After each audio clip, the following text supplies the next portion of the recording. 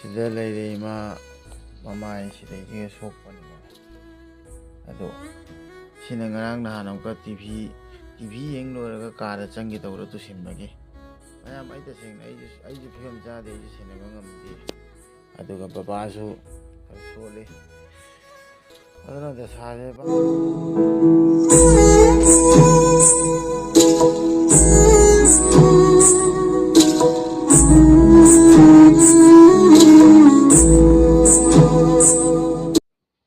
mayam punung pu yang putina ke channel da tram nok chari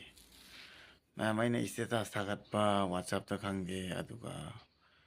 Facebook ta khangge YouTube ta khangge thagali da ta kem ta nati ngarang se sum taw bane akhoi gi mamana ma je khar chat pa ngammi ba chat pa ngammi na mana akhoi gi likli bottle ni ba adu du ngari je hapa adu do mana lau ba sangu ba ai tare lau ba sangu ga chat pa do problem oi bani na akhoi de ja hayautre mana ngam ngane chat pa adai di tu sille adai tu sin bai di likli bottle ne kai ne tu sille bana mai re site se gai re adai di hospital la pukhalle ing nang sa ada khong khut se phajana thabak tau ti ba yang wai bai ma se ana da sa je ai di ko loi bana ai di nungai te matha du sai adu duna ni aina status ta aina thagar pa do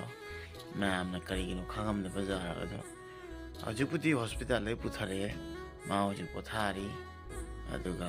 mamai da sida takpodo moina istis taw bi re hai tare ko adu nungai te ai di akoi ima je yam tina ha nagina masat yam bazara me ado hanno sila soksilak padagi dum nungai ta bai tare ko ara amuk kai re tu sinnana aduna empathy now se mamak ta kok se no jam khangde aduna awa wa kamnai jai ta adu ai mama hospital le puthore ai mama ucharak sida hi palai ko mayam na ai ri wa da ga nga na to ba aseng we sok poni ai dai ta seng ucharak sida leire ima mama ai sida ige sok poni ba ado sina ngarang na hanam ka TV yeng loraga kada changi tawra tu sinbagi mayam ai ta sing ai ju phim ja de ju sina ngamdi aduga babasu sole adana da sare bang mana ai de side ji ga ngarang sagai bagi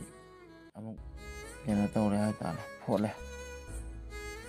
da salo sunai nang de ai khangde ima gi ni ai gi ke chamana ro ado mama dai kitang hangge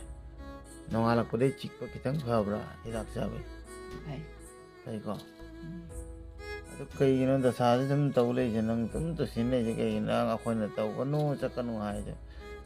tum chatli na sa na ngamna ba mathang ne di ai ga baba da hayo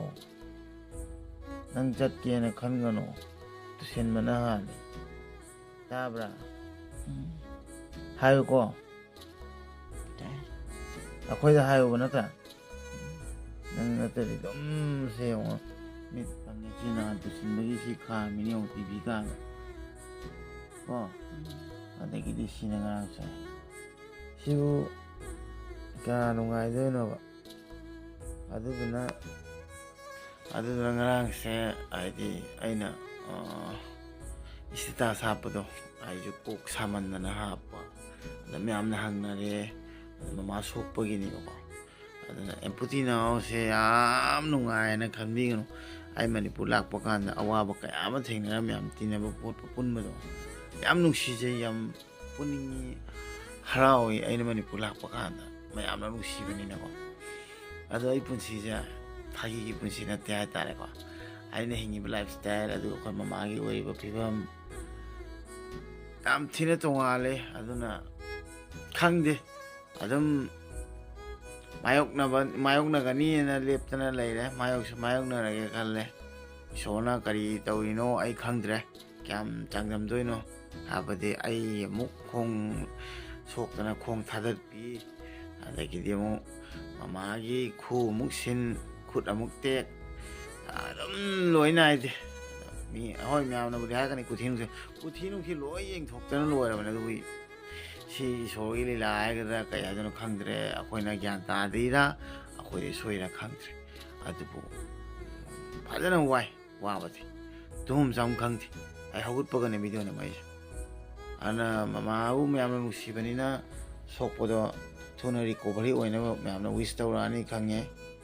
ꯑꯗꯨ ꯊꯨꯅ ꯋꯤꯁ ꯇꯧꯕꯤꯔꯒ recovery ꯑꯣꯏꯕꯁꯨ ꯑꯩꯅ ꯄꯥꯝꯃꯤ ꯃꯌꯥꯝꯗ ꯅꯨꯡꯁꯤ ꯑꯩꯅ ꯑꯗꯨꯕꯨ ꯍꯣꯏ ꯑꯩ ꯌꯥꯝ ꯊꯨꯅꯁꯨ ꯂꯥꯛꯀꯅꯤ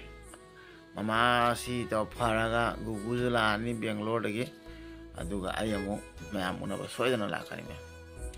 ꯑꯗꯨꯅ ꯃꯌꯥꯝ ꯊꯝꯃꯒꯦ ꯃꯃꯥꯁꯦ ꯌꯥꯝ ꯊꯨꯅ ꯐꯕ ꯑꯣꯏꯔꯁꯨꯅ ꯋꯤꯁ ꯇꯧꯕꯤꯔꯝꯃꯣ ꯑꯗꯨꯒ ꯑꯩꯒꯤ ꯄꯨꯟꯁꯤ ꯃꯃꯥ ꯑꯩꯈꯣꯏꯒꯤꯁꯦ ꯄ꯭ꯔꯣꯕ꯭ꯂꯦꯝ ꯃꯌꯥꯝꯁꯦ ꯁꯣꯜꯞꯇꯪ ꯀꯔꯝ ꯀꯥꯟꯗ ꯑꯣꯏꯗꯣꯏꯅꯣ ꯈꯪꯗ꯭ꯔꯦ ꯃꯌꯥꯝ ꯑꯗꯨꯅ ꯃꯌꯥꯝ ꯊꯝꯃꯒꯦ ꯃꯊꯪ ꯚꯤꯗꯤꯑꯣꯗ ꯑꯃꯨꯛ ꯊꯦꯡꯅꯔꯁꯦ ꯉꯁꯤꯒꯤꯗꯤ ꯌꯥꯏꯐꯔꯦ ꯃꯌꯥꯝ